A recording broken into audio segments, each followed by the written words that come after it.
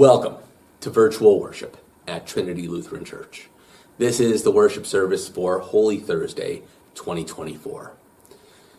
This will be just a short time together, a brief reflection on the gospel reading for today, and the music put together by the TLC praise team. A time to just spend a few minutes in reflection as we move through this Holy Week, this time where we reflect on the death and resurrection of our Savior. The Holy Gospel comes among us in the words of St. Matthew, the 26th chapter.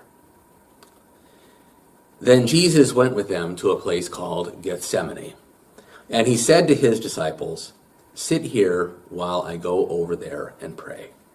He took with him Peter and the two sons of Zebedee and began to be grieved and agitated. Then he said to them, "I am deeply grieved, even to death. Remain here and stay awake with me." And going a little farther, he threw himself on the ground and prayed, "My Father, if it is possible, let this cup pass from me. Yet not what I want, but what you want." Then he came to the disciples and found them sleeping. And he said to Peter, "So, could you not stay awake with me 1 hour? Stay awake and pray that you may not come into the time of trial. The spirit indeed is willing, but the flesh is weak." Again, he went away for the second time and prayed, "My Father, if this cannot pass unless I drink it, your will be done." Again, he came and found them sleeping, for their eyes were heavy. So leaving them again, he went away and prayed for the third time, saying the same words. Then he came to the disciples and said to them, "Are you still sleeping and taking your rest? See, the hour is at hand, and the Son of Man is betrayed into the hands of sinners. Get up, let us be going. See, my betrayer is at hand." This is the gospel of the Lord. Gethsemane. The time where Jesus is in the presence of his Father, asking if there might be another way. A time of anguish for him. He's asking, is there another way? Is there another way to save the world? Is there another way to invite people deeply into God's presence and back into relationship with the Father? Is there a way other than the cross? And it would seem that there is not another way. That everything that God had done up until then, every time that God had tried to woo people back into relationship with him, it just didn't work. That all those times that God had reached out with love and forgiveness and grace, somehow people just continued to miss the invitation. They continued to miss God's graciousness, to somehow not realize how much God loved them. And so Jesus is in Gethsemane, and he knows what's going to happen. He knows that he's going to be betrayed.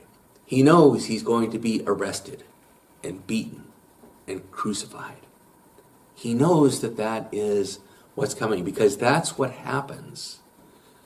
That's what happens to people who go against the empire. That's what happens to people who go against the forces of evil in the world.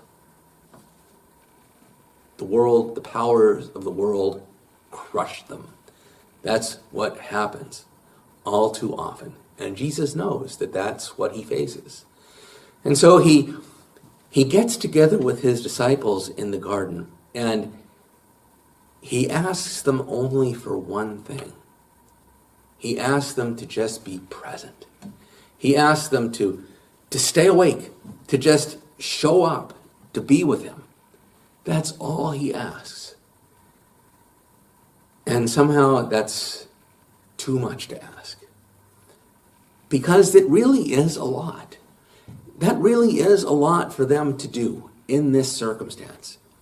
I think sometimes we think, oh, well, showing up, what's the big deal? You know, you just show up.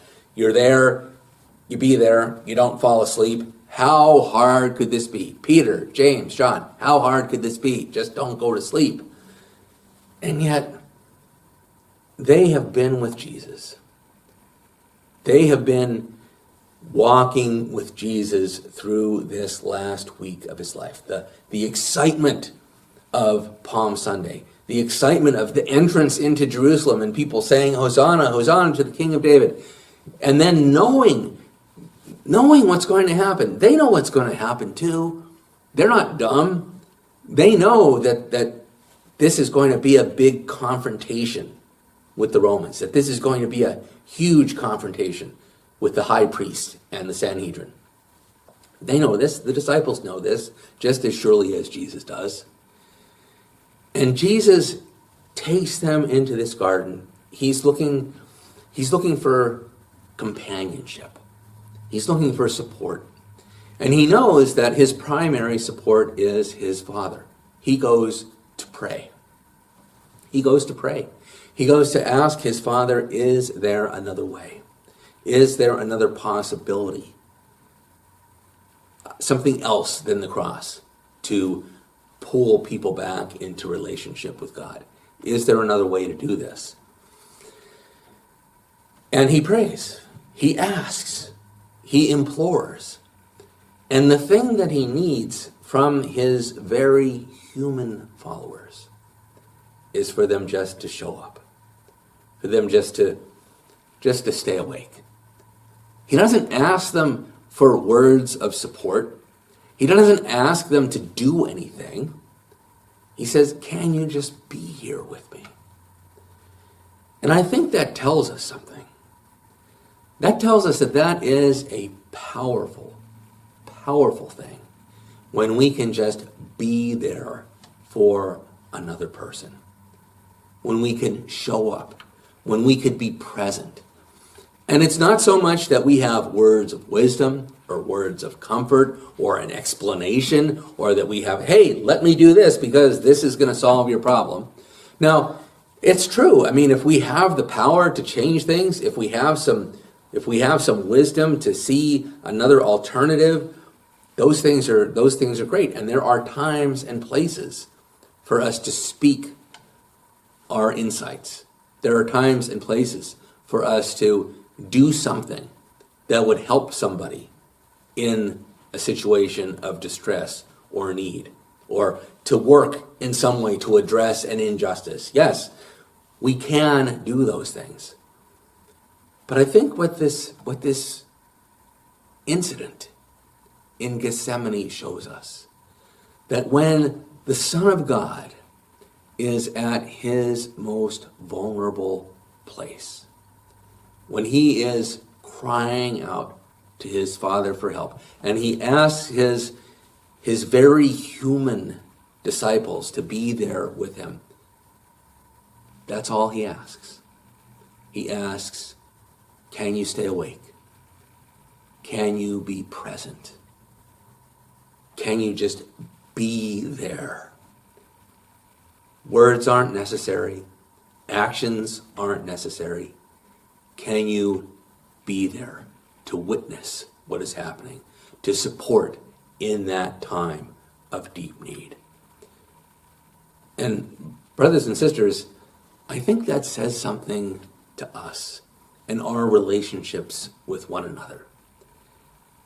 Perhaps in many of the times where we are most in need, the thing that is most important is simply to show up, is to be present, to not fall asleep, literally or figuratively, right? To not fall asleep, to not be oblivious, but to be with those people that we love who are in a time of deep suffering, to be with them, to witness what is happening, and to say that you are not abandoned. Unfortunately, the disciples could not do that for Jesus for whatever reason. They were too tired. They were too drained. They were too emotionally exhausted by everything that they had gone through with Jesus up until that point, and knowing what was coming. And that's understandable. They're human. We're human. We fall short a lot. But the invitation to us is that we can be present for one another. We can show up. We can stay awake. We can bear witness and bring the encouragement of the presence of our lives with one another, of the love that we share with one another. And that is a gift that we can give in the good times and even in the darkest of times. That is the gift that we can bring by the grace of God. Thanks be to God.